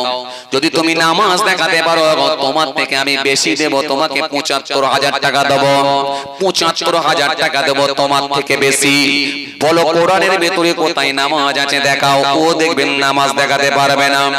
আসলে পীর কথাটা হলো আরবি কথা নয়, এটা আরবি কথা নয়, কোরআনের ভাষা হলো আরবি, আর পীর শব্দটা হলো ফার্সি শব্দ। যেমন কোরআনের ভেতরে পীর নাই, কোরআনের ভেতরে নামাজ নাই, যেমন কোরআনের ভেতরে পীর নাই, কোরআনের ভেতরেও কিন্তু রোজা নাই। আসলে কোরআনের মধ্যে তাহলে কি আছে? কোরআনের মধ্যে আছে সালাত। সালাত, নামাজ কায়েম করো, নামাজ কায়েম করো, সালাত সালাত সালাত কায়েম করো। অনেক আয়াত আল্লাহ দিয়েছেন, এইজন্য কিন্তু আমরা সালাত বলাই অভ্যস্ত নই, কিন্তু আমরা ফার্সিতে বলা হয় কি নামাজ, এই নামাজ বলাই আমরা অভ্যস্ত। আসলে কিন্তু ফার্সি কথা যদি কোরআনের মধ্যে খুঁজেন কোথায় আপনি পাবেন? ইংরেজি ভার্সন আলাদা, আরবি ভার্সন আলাদা, আরবি ভাষা আলাদা, বাংলা ভাষা আলাদা, ও বাবাজি প্রত্যেকটা ভাষা আলাদা আছে। কিন্তু কোরআনের মধ্যে যদি আপনি খোঁজেন কোথায় পাবেন? এটা হলো আরবি ভাষা। আরবিতে কখনো কোরআনের মধ্যে আপনি পাবেন না পীর। এইজন্য কোরআনের মধ্যেও আপনি পাবেন না, পাবেন না আপনি সব, পাবেন না আপনি নামাজ, কোরআনের মধ্যেও পাবেন না আপনি রোজা। আপনি রোজাও পাবেন না কোরআনের মধ্যে। কোরআনের মধ্যে আপনি পাবেন সিয়াম, রোজা, কিন্তু রোজা হলো ফার্সি কথা, ফার্সিতে বলা হয় রোজা, আর কোরআনের ভাষায় বলা হয় সিয়াম। ফার্সিতে বলা হয় নামাজ, কোরআনের ভাষায় বলা হয় সালাত। ফার্সিতে বলা হয় পীর, কোরআনের ভাষায় বলা হয় মুর্শিদ। জোরে বলবেন না? আর জোরে বলেন। পীর মানে কি? পীর মানে হলো বুড়ো, বুজুর্গ, বুড়ো বুড়ো। আসলে পীর নিয়ে এত জ্বলন হওয়ার কোনো দরকার না গাই। আমরা যাকে তাকে পীর বলি না, আমরা বড় পীরের মতো মানুষকে আমরা পীর বলি, খাজা গরিবে নওয়াজের মতো মানুষকে আমরা পীর বলি, বসিরাট আল্লামা রুহুল আমিন হুজুরের মতো মানুষকে আমরা পীর বলি, ফুরফুরা শরীফ মুজাদ্দিদ জামান আমির শরিয়ত দাদা হুজুর কেবলার মানুষের মতো মানুষকে আমরা পীর বলি, যিনাকে আল্লাহ জাহিরি আলেম এবং জাহিরি ইলম বাতিনি ইলম দুই ইলমের আল্লাহ রাব্বুল আলামিন পারদর্শী করেছিলেন। তিনি হলেন ফুরফুরা পীর আবু বকর সিদ্দিকী।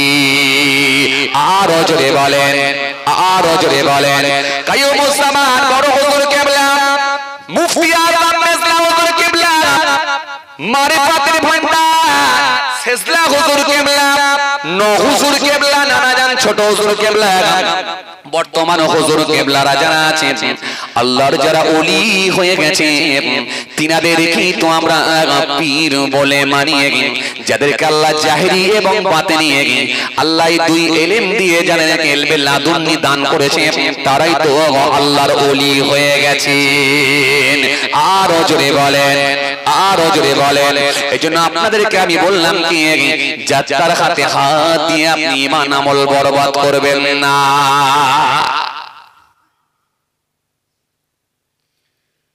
কথা কিছু বুঝতে পারছেন বাবাজি? এই বড় পীর সাহেবের কথা বলছিলাম, বড় পীর। এই বড় পীর কে? বড় পীর জি, যে বড় পীর সাহেব বলেন, मैंने एक साल ना खाया ना पिया ना सोया, আমি এক বছর খাই না, পান করি না, ঘুমাই না। একটু জোরে হবে না? একটু মোহাব্বতে হয় না? আর একটু খুশি মনে হয় না? मैंने एक साल ना खाया ना पिया ना सोया, আমি এক বছর খাই না, পান করি না, ঘুমাই না। জোরে। मैंने 40 साल ऐसा की ওযু से सुबह की नमाज पढ़ा, আমি 40 বছর এসার ওযুতে ফজরের নামাজ পড়েছি। ছেলে খেলা কথা নাকি? और 15 साल सारे सारे रात एक पांव पर खड़ा होकर सुबह तक कुरान शरीफ खत्म करता रहा। 15 বছর এক পায়ের উপরে দাঁড়িয়ে অপর পা তুলে নিয়ে এই রকম ভাবে আমি কোরআন শরীফ খতম করেছি। সেইজন্য বড় পীর ইলমে লাদুন্নি আল্লাহ দান করেছিলেন, যেটা আল্লাহর দরবারে বলে সেটাই কবুল হয়ে যায়। তো তিনি বড় পীর হবে না তো কে হবে? কথা বলছেন না কেন? তো এ নিয়ে চুলকুনি হবার তো কোনো দরকার নেই। আমরা তো যাকে তাকে বলি না। খাজা গরিবে নওয়াজকে আমরা পীর বলে মানি, কিন্তু খাজা সাহেবের দরবারে যারা ভণ্ডরা সব আছে, পান্ডারা যারা আছে, বড় বড় চুল লেগেছে, বছরে একবার করে গোসল করে নাকি তারও কোনো খোঁজ খবর না, কি তাদেরকে আমরা পীর বলে মানি? কখনো মানি না। আসেন তাহলে ভুল মেসেজ গুলো মানুষের সামনে দেবেন। বলে ফুরফুরা শরীফে নাকি সিজদা দেওয়া হয়, নাউজুবিল্লাহ। বলে ফুরফুরা শরীফে নাকি চাদর চড়ানো হয়, নাউজুবিল্লাহ। কিছু কিছু বক্তা বলছে দেখবেন আপনি, ফুরফুরা শরীফে নাকি চাদর চড়ানো হয়। আপনি প্রমাণ দিতে পারবেন? দাদা হুজুরের মাজারে চাদর চড়ানো হচ্ছে দেখাতে পারবেন? দাদা হুজুরের মাজারে সিজদা চলছে দেখাতে পারবেন? কেন দিনাজপুর থেকে ভাই ভুল মেসেজ দিচ্ছেন কেন ভাই? কেন মুর্শিদাবাদ থেকে ভুল মেসেজ দিচ্ছেন ভাই? ফুরফুরা শরীফে চাদর চড়ানো হয়, কে বলেছে আপনাকে? দেখাতে পারবেন? এই ভুল বার্তাগুলো কেন মানুষের সামনে দিয়ে সমাজের বুকে এই রকম বিভ্রান্তি তৈরি করছেন কেন? কেন করবেন আপনি? আপনি তো আমার ভাই, সে আপনি যাই হন, আপনি তাবলীগ জামাতের লোক হন, আহলে হাদিসের লোক হন, আপনি কি বলে বেরেলি হন, যাই হন, আপনি আল্লাহকে আল্লাহ বলে মেনেছেন, আমি আল্লাহকে আল্লাহ বলে মেনেছি, আমি রাসূলুল্লাহকে নবী বলে মেনেছি, আপনি রাসূলুল্লাহকে রাসূলুল্লাহ বলে নবী বলে মেনেছেন। তো সুতরাং আপনি হয়তো কোনো আলাদা মাসলাকের মানুষ হতে পারেন, আলাদা ইমামের মত আপনি অনুসরণ করতে পারেন। আমি হানাফি মাসলাক বা হানাফি মাযহাবের মানুষ, আমি এটা মেনে নিয়েছি। কিন্তু যদি আপনি এই ভুল মেসেজগুলো যখন দিচ্ছেন, এই রকম শত শত মিডিয়ায় যখন প্রচার হচ্ছে, আর গায়রকমরা যারা অমুসলিম গায়রকম, তারা যখন এইগুলো পাচ্ছে, তাদের ধারণাটা কি আসছে বলুন তো ইসলাম সম্পর্কে? বলে আসলে কোনটা ঠিক, কোনটা ঠিক? এক বলে একরকম, ও এক বলে আরেক রকম। আসলে কোনটা ঠিক? কেন ভাই ফেসবুকের ভেতরে কেন মারপিট করছেন? কেন মারপিট করছেন? আমি অনুরোধ করব, কোন বক্তা ওয়াইজি যেই হন না কেন, ফেসবুকের ভেতরে এসে মারপিট করবেন না। কারণ এই ফেসবুকটা শুধু আপনার একার কাছে থাকে না। সুতরাং এই ফেসবুক, এই মিডিয়া, এই একটা এলাকা ভিত্তিক নয়, এটা কারোর এলাকা ভিত্তিক নয়, এটা একটা জায়গায় সীমাবদ্ধ নয়, বরং হাজার হাজার মানুষ নয়, কোটি কোটি মানুষ তারা ফেসবুক, ইউটিউব, সোশ্যাল মিডিয়া ব্যবহার করে। সুতরাং এমন কোন মেসেজ না দেওয়া যেটা মানুষের কাছে বিভ্রান্তিকর হয়ে দাঁড়িয়ে যায়, মানুষের কাছে, গায়রকনদের কাছে একটা কোনটা ঠিক আর কোনটা ভুল, এই ইসলাম ধর্মকে নিয়ে যেন কুলসিত না করে, ইসলাম ধর্মকে নিয়ে যেন বেফাস মন্তব্য না করে, আমি প্রত্যেকের কাছে হাত জোড় করে অনুরোধ করব। কি কথা ঠিক বলছি না ভুল বলছি? এরকম কথাবার্তা কেন বলবেন? বলবেন বলবেন না। খুব বেশি যদি হয়, আপনার জানার দরকার হয়, একটা জায়গায় ডেট করবেন, ডেট করে বসে আলোচনার মাধ্যমে সেটাকে সমস্যা সমাধান করা হবে, সঠিক সলিউশন দেওয়া হবে। সুতরাং আপনি ফেসবুকে কেন ঝগড়া করতে যাবেন? আমি এটাও বলবো ঝগড়া করবেন না, অনুরোধ করবো ঝগড়া করবেন না। এজন্য আপনাকে কি বলেছিলাম, বক্তা ওয়াইজিন দাওয়াত করবেন, একটু বুঝে সুঝে করবেন, আর যার হাতে আপনি আত্মসমর্পণ করবেন, নিজেকে বিসর্জন দেবেন, এইরকম পীর, মাশায়েখ, শায়েখ যাই বলেন না কেন, এটাও কিন্তু একটু দেখে শুনে বুঝে করবেন, নাহলে আপনাকে কিন্তু বরবাদ করে দেবে। কারণ আপনার ঈমান, এটার মূল্য কিন্তু অনেক বেশি। ঈমান ছাড়া যদি কেউ আমল নিয়ে ঢুকে যায়, নাজাত পাবে না, নাজাত পাবে না, নাজাত পাবে না। এজন্য ঈমানের গুরুত্ব কিন্তু অনেক বেশি। চলুন, আমি আপনাদের সামনে এই কথা বলতে গিয়ে একটু বড় পীর সাহেবের কথা বলতে চাইছিলাম। আপনাদের কি কষ্ট হচ্ছে বাবাজি? মাশাআল্লাহ, আলহামদুলিল্লাহ। বড় পীর সাহেবের কথা বলছিলাম, কত বড় আল্লাহর ওলি ছিলেন। এই বড় পীর আব্দুল কাদের জিলানী রাহমাতুল্লাহ আলাইহির দরবারে একজন আলেম আসছেন, আলেম, কিতাবী আলেম, বড় পীরের দরবারে আসছেন, এসে একটু বায়াত হবে, মুরিদ হবে, মুরিদ হওয়ার ইচ্ছা পোষণ করেছে, বায়াত হবে। এখন তিনি টেনশনের মধ্যে পড়ে যাচ্ছে, বড় পীরকে দেখে ভাবছে যে আসলে এত নাম ডাক শুনেছি, সবই ঠিক আছে, কিন্তু আসলে ইনি কত বড় আল্লাহওয়ালা মানুষ বা কত বড় আলেম, সেটা তো আমাকে একটু যাচাই বাছাই করতে হবে। এই জন্য দেখবেন ইবলিস শয়তান সাধারণ আবেদ মানুষগুলোকে খুব বেশি ভয় পায় না, কিন্তু একটা কেতাবী আলেমকে খুব ভয় পায়। কে? ইবলিস শয়তান। ইবলিস শয়তান খুব ভয় পায়। জি, ওয়ালা তাত্তাবিউ খুতুওয়াতিশ শয়তান, আল্লাহ বলে তোমরা শয়তানের অনুসরণ করো না। কেন? ইন্নাহু লাকুম আদুউম মুবিন, নিশ্চয়ই সে হলো তোমাদের প্রকাশ্য শত্রু, প্রকাশ্য দুশমন। কথা শুনছেন? আমার দিকে ধ্যান দেন। এই জন্য ইবলিস আলেমকে, কেতাবী আলেমকে খুব ভয় পায়। 1000 আবেদকে, 1000 ভালো মানুষকে কিন্তু জাহেল লোক ইবাদত করেছে, ভালো মানুষ। এই মানুষকে গুমরা করতে ইবলিসের বেশি কোন সময় লাগে না। তাহাজ্জুদের নামাজ আছে, ইশরাকের নামাজ আছে, নামাজ আছে, অনেক নামাজ আছে, কিন্তু এমন একটা ছোট্ট কথা আপনাকে দিয়ে বলিয়ে নেবেন, আপনার ঈমান বরবাদ করে দেবে। কিন্তু একটা আলেমকে ইবলিস খুব ভয় পায়, কেতাবী আলেমকে খুব, ভালো করে শুনেন, ইবলিস খুব ভয় পায়। জানেন, একটা কেতাবী আলেমকে যদি ভুলবশত কোনো কাজ করিয়েও নেয় বা বলিও নেয়, সে যদি আবার পরবর্তীকালে সেই কথাটাকে নিয়ে একটু ভাবে, কোরআন হাদিসের মাপকাঠি দিয়ে যদি একটু দেখে নেয়, সে বুঝতে পারবে এটা আমি অন্যায় বলে ফেলেছি, সঙ্গে সঙ্গে তওবা করে আল্লাহর কাছে ফিরে আসবে। কিন্তু একটা জাহেল লোক আসতে পারবে না, সে তো বুঝতেই পারে না। কথা বুঝছেন? এই জন্য আলেমকে খুব ভয় করে ইবলিস। সাংঘাতিক জিনিস, মরণের বিছানা আপনাকে ছাড়বে না। বড় পীর সাহেবকে পর্যন্ত ইবলিস ধোঁকা দিতে গিয়েছিল, জানেন? বড় পীর আব্দুল কাদের জিলানী রাহমাতুল্লাহ আলাইহি হুজুরের কাছে গিয়ে বললেন, এ বড় পীর আব্দুল কাদের জিলানী, হ্যাঁ, হে বড় পীর আব্দুল কাদের জিলানী, শোনো, তুমি আজকে তুমি যা ইবাদত করছো না, তোমার ইবাদতে আল্লাহ রাজি হয়ে গেছে, আল্লাহ সন্তুষ্ট হয়ে গেছে। কে বলছে? ইবলিস। বড় পীর সাহেব বললেন, আমার ইবাদতে আল্লাহ রাজি হয়ে গেছে, তুই আমাকে এই কথা শোনাচ্ছিস যাতে করে আমার মধ্যে একটা অহমিকা আসে? জি, যাতে করে আমার মধ্যে একটা অহমিকা এসে যায়। কেতাবী আলেম তো, কত জ্ঞানী মানুষ। সঙ্গে সঙ্গে বলে, লা হাওলা ওয়ালা কুওয়াতা ইল্লা বিল্লাহিল আলিয়্যিল আযীম, তাওবা আস্তাগফিরুল্লাহ, ইবলিস বেরিয়ে যা, দূর হয়ে যা। আমার ইবাদতে আল্লাহ যদি খুশি হয়ে থাকেন, তিনি দয়া করে যদি আমার উপর খুশি হয়ে থাকেন, আমি গুনাহগার কিছুই করতে পারিনি, আমি কিছুই করতে পারিনি, তিনি দয়া করে যদি আমার উপর সন্তুষ্ট হন, এটা তিনার ব্যাপার, আমার দ্বারাই কিছু হয়নি। কারণ আপনার মধ্যে যদি অহমিকাটা আনিয়ে দেওয়া যায়, বরবাদ হয়ে যাবে।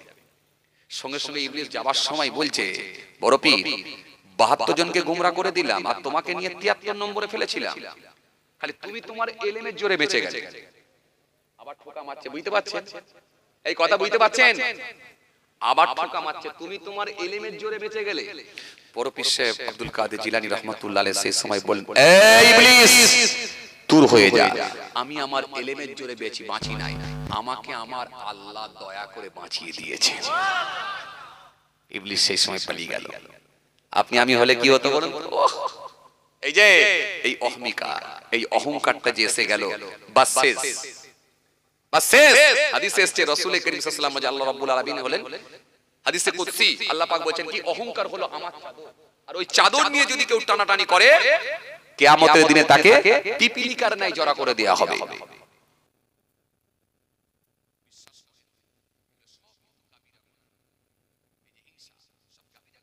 كثير من أهل الكتاب لو يردونكم من بعد إيمانكم كفار حسدا من عند أنفسهم من بعد ما تبين لهم الحق فاعفوا واصفحوا حتى يأتي الله بأمره إن الله على كل شيء قدير। আল্লাহ কোরআনে কারীমের মধ্যে একাধিক জায়গায় আয়াত দিয়েছেন। চলেন আমি আপনাকে যেটা বোঝাতে চাইছিলাম, এই বড় পীরের দরবারে এসেছেন যে একজন আলেম, কেতাবি আলেম, বায়াত হবেন, মুরিদ হবেন। তো এসে বলেন হুজুর আমি আপনার কাছে একটু বায়াত হওয়ার জন্য এসেছি, মুরিদ হওয়ার জন্য এসেছি। হুজুর বললেন বাবা ঠিক আছে।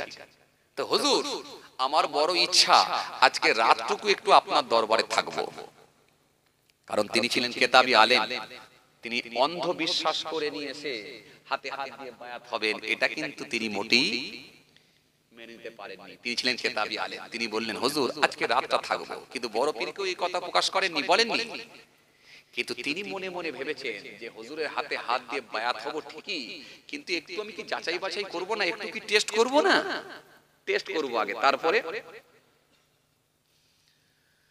হে তরুণিয়া নওজওয়ান জামাকেরা, হে আমার মুরব্বিয়ারা, বাবারা শুনে কে দিন বাবা, বাবারা জেনে কে দিন বাবা। আপনারা যখন বাজারে যান, বাজারে গেলে আপনারা দেখবেন, সবজি মার্কেটে গেলে আপনারা দেখবেন, ভালো করে দেখলেন মাছের বাজারে যখন যান মাছটা পচে গেছে না টাটকা আছে, পেটটা টিপে দেখে নেন, মাঝে মাঝে কি বলে কানটাকে একটু করে একটু তো আপনি ভালো করে চাগিয়ে দেখে নেন, অনেকে আবার নাকি কান খুঁড়ো না কি বলে একটু চাগিয়ে দেখে নেন আসলে সাদা আছে না লাল আছে, মাছটা টাটকা আছে না পচে গেছে, এটা আপনি কিন্তু একটু চেক করে দেখে নেন। আপনার চিন্তা দ্বারা পচা মাছ পয়সা দিয়ে কিনে নেব না, নিয়ে যাব না।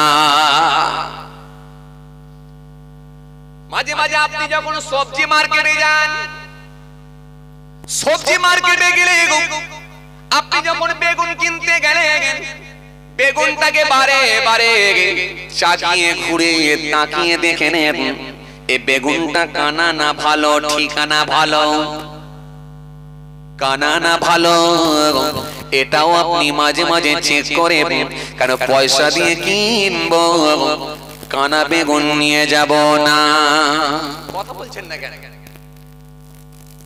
মাঝে মাঝে যখন আলু কিনতে যান, পয়সা দিয়ে কিনবো, ছাট আলু নিয়ে যাব না, ভালো আলু নেব, চন্দ্রমুখী আলু নেব, কিংবা জ্যোতি আলু নেব, ফ্রেশ আলু নেব, ছাট আলু নিয়ে যাব না। চেক করে নেন, দেখে নেন, আর যার হাতে আপনি বায়াত হবে, যার হাতে আপনি নিজেকে বিসর্জন দেবেন, যার হাতে আপনি নিজেকে পীর বলে মেনে নেবেন, যিনি আপনাকে সবক দেবেন, যিনি আপনাকে আখিরাতের শিক্ষা দেবেন, যিনি আপনাকে তপস্যা করতে বলবেন, তিনি কত বড় আল্লাহওয়ালা মানুষ, কত বড় একজন হাক্কানি আলেম, সেটাও কি আপনি দেখে নেবেন না? এটার বেলায় কি চেক করবেন না?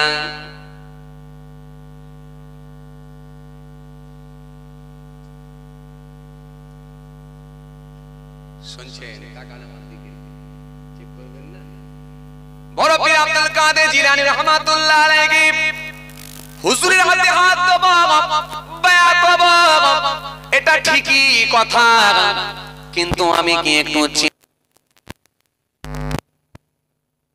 আমি আলেম, এই আলেম বান্দা চেক করবে, টেস্ট করবে, এ কথা মনে করে বড় পীরের দরবারে এসে বললেন, হুজুর আজকে রাত আমি আপনার দরবারে থাকতে চাই।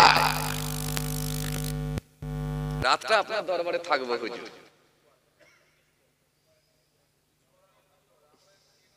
ভাই একটু করে দাও, কথা বুঝতে পারছো তো, একটু ঠিকঠাক করে দাও, বুঝতে পারছি খুব সমস্যা। যত সুবিধা তত অসুবিধা, কি বলে, যত সুবিধা তত অসুবিধা, এটাই বাস্তব।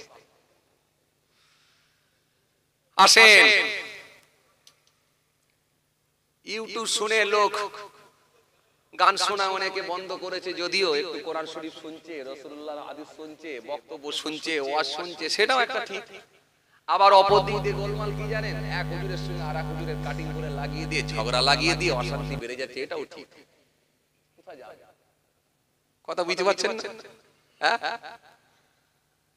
তো যাই হোক, কথা বেড়ে যাচ্ছে। আসেন, বড় পীর আব্দুল কাদের জিলানী রাহমাতুল্লাহ আলাইহি হুজুরের দরবারে গিয়ে বলেন, হুজুর আজকে রাতটুকু আপনার দরবারে আমি থাকব।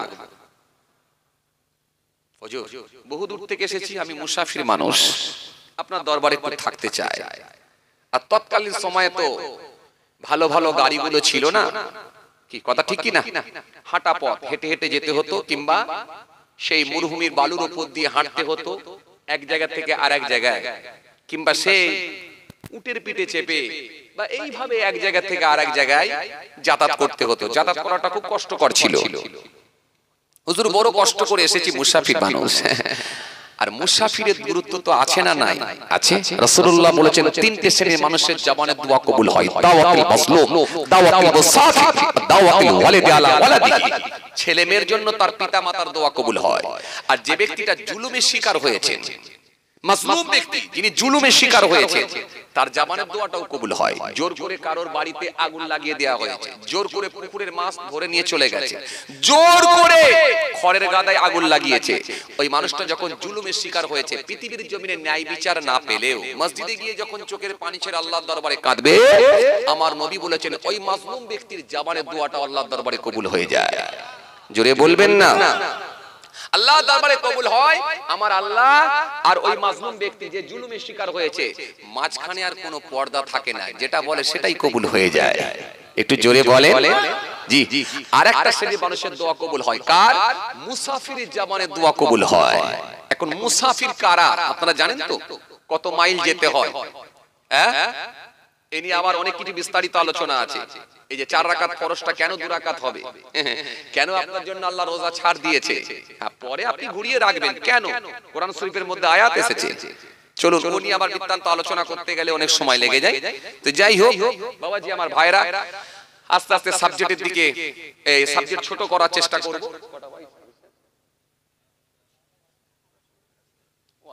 তো টাইম হয়ে গেছে, আমার কষ্ট হচ্ছে আপনাদের। মাশাআল্লাহ, আলহামদুলিল্লাহ। শীতের রাতও বড় কষ্ট করে আপনারা বসেছেন। আসেন, যে কথা বোঝাতে চাইছিলাম, আজকে যেহেতু আমি একটা টপিক তৈরি করেছিলাম যে দাওয়াত করবেন কাকে, বায়াত হবেন কার কাছে, এইটুকু টপিক আমি তৈরি করেছিলাম। এই টপিকের উপরই দেখেন 2 ঘন্টা আলোচনা করছি। আমি অন্য কোনো সাবজেক্ট কিন্তু আলোচনা করিনি। যারা প্রথম থেকে ছিলেন জিজ্ঞাসা করে দেখেন, ওইটুকু টপিক, বায়াত হবেন কার কাছে, দাওয়াত করবেন কাকে, এই জেনে শুনে বুঝে, ব্যাস এতটুকু সাবজেক্ট। এই সাবজেক্টের উপরই আলোচনা। বড় পীর আব্দুল কাদের জিলানী রাহমাতুল্লাহ আলাইহি হুজুরের কাছে গিয়ে, আল্লাহর আলেম বান্দা, হাক্কানি আলেম, কিতাবী আলেম, তিনি বললেন, হুজুর আজকে আপনার দরবারে একটু থাকতে চাই, আগামী কাল আমি বাড়ি যাব ইনশাআল্লাহ, আজকে থাকতে চাই। হুজুর বলেন, বাবা থাকো, অসুবিধা নাই। যেমন আমরা পীর মুর্শিদের দরবারে গেলে, হুজুরদের দরবারে গেলে আমরা ওদেরকেও বলেন, হুজুর আজকে থাকবো, কেউ বারণ করে না, চলে যাও এটা বলে না, থাকো, তুমি আমার মেহমান, অতিথি। অতিথিকে ভালোবাসতে হয়, অতিথি আপ্যায়ন করা, এটা রাসূলুল্লাহর দেয়া শিক্ষা। জি, রাসূলুল্লাহ সাহাবীদেরকে শিক্ষা দিয়েছিলেন, মেহমানদারি করো, অতিথি আপ্যায়ন করো, এই শিক্ষাটা রাসূলুল্লাহ দিয়েছিলেন। জি, এজন্য মেহমানকে ভালোবাসবেন। মুসা কালিমুল্লাহ একবার জিজ্ঞাসা করে, আল্লাহ যখন আপনি কারোর উপরে খুশি হয়ে যান তখন কি করেন? আল্লাহ বলে, যদি আমি কারোর উপরে খুশি হয়ে যাই, তার বাড়িতে একটা কন্যা সন্তান দান করি। জোরে বলবেন না সুবহানাল্লাহ। আল্লাহ এরপরে যখন আপনি কারোর উপরে খুশি হয়ে যান, আপনি কি দেন?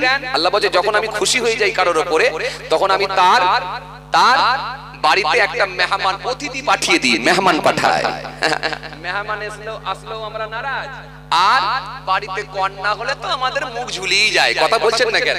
ছেলে হলে বিরাট খুশি। আরে কথা বলছেন না কেন?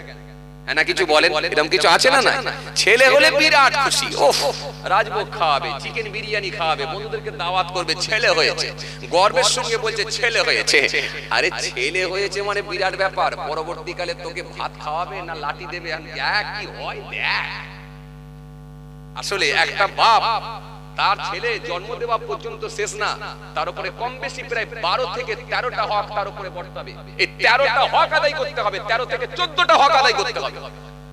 আলেম ওলামারা যারা আছেন তারা জানেন, জি বাচ্চা জন্মগ্রহণ করার পর তাকে আযান দিতে হবে, ইকামত দিতে হবে। এরপরে কি?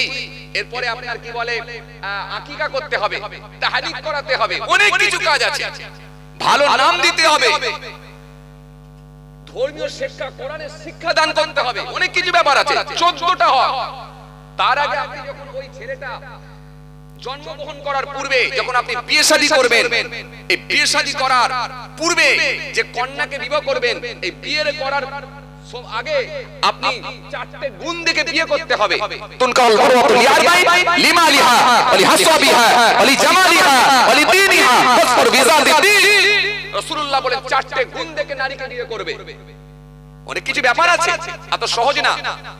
যাই হোক, ওদিকে নিয়ে আলোচনা করতে গেলে অনেক সময় লেগে যাবে, বেড়ে যাবে। চলুন আলোচনা ছোট করব, টাইম ছোট হয়ে আসছে। আসেন তো বড় পীর আব্দুল কাদের জিলানী রাহমাতুল্লাহ আলাইহি হুজুরকে বলে, হুজুর আজকে রাতটা আপনার দরবারে আমি থাকবো। হুজুর বলেন, বাবা থাকো, আপত্তি নেই। আল্লাহর আলেম মানদার থেকে গেলেন হুজরাখানার মধ্যে। হুজুর বলেন, ওই যে সামনে দড়ি আছে হুজরা, হুজরার মধ্যে থেকে যাও। হুজরার মধ্যে থেকে গেলেন। বাস হে তরুণিয়া নওজওয়ান জামাকেরান,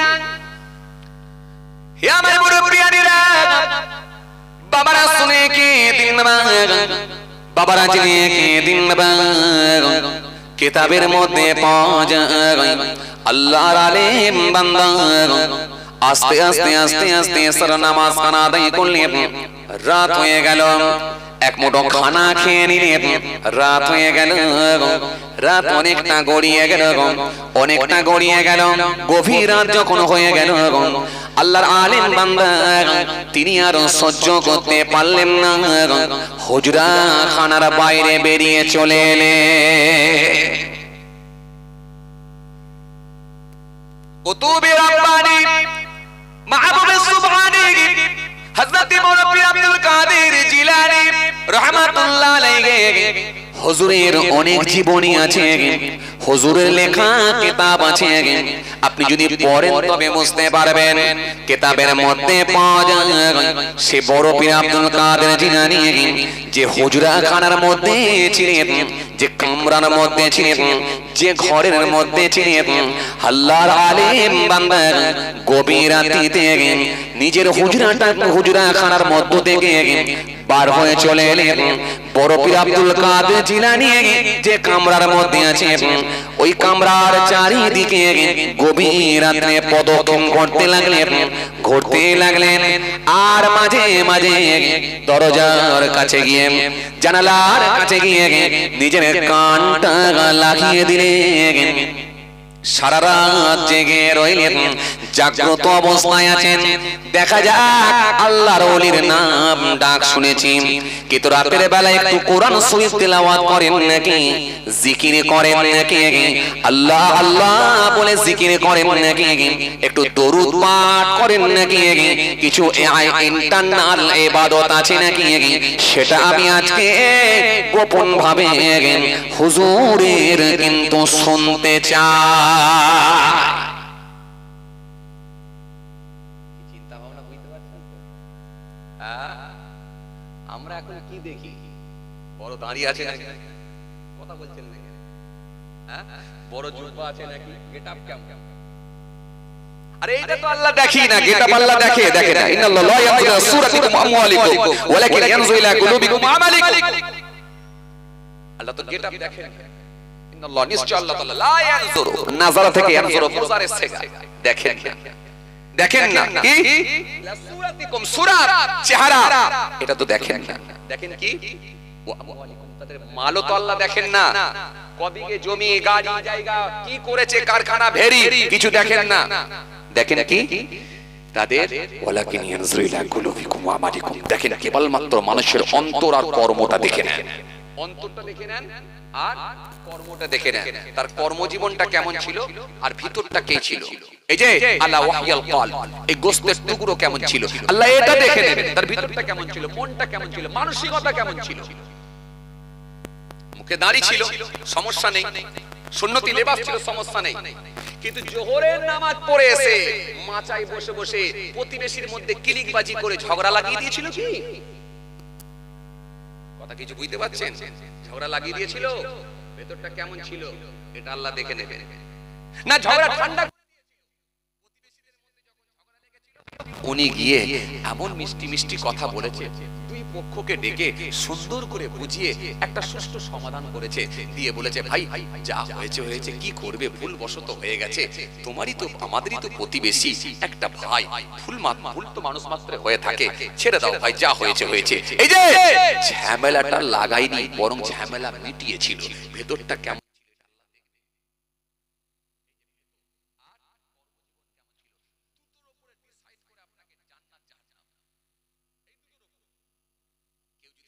দাঁড়িয়ে রাখলে জান্নাত পাওয়া যাবে, ভুল। কেউ যদি বলে বড় জুব্বা পড়লে জান্নাত পাওয়া যাবে, ভুল না। ভিতর আর কর্ম, কর্ম।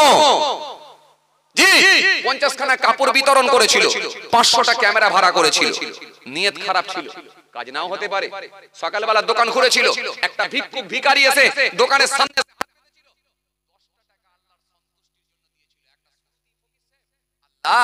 10টা টাকা দিচ্ছি, আমি গরিব মানুষ, বেশি পারিনি, 20টা টাকা দিচ্ছি, বেশি পারিনি, আল্লাহ আল্লাহ তুমি কবুল করো। আল্লাহর সন্তুষ্টির জন্য 20টা টাকা দিয়েছিল।